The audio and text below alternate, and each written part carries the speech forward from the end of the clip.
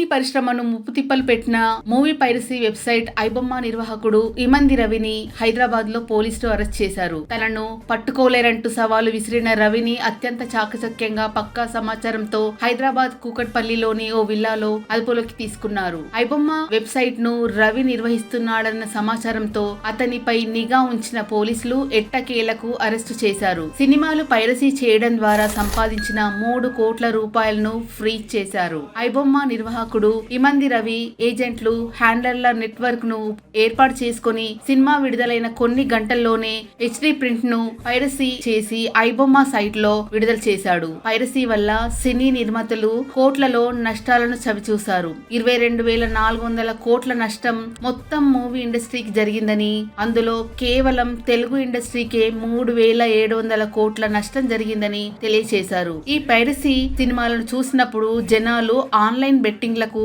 అలవాటు పడడం కూడా జరిగింది.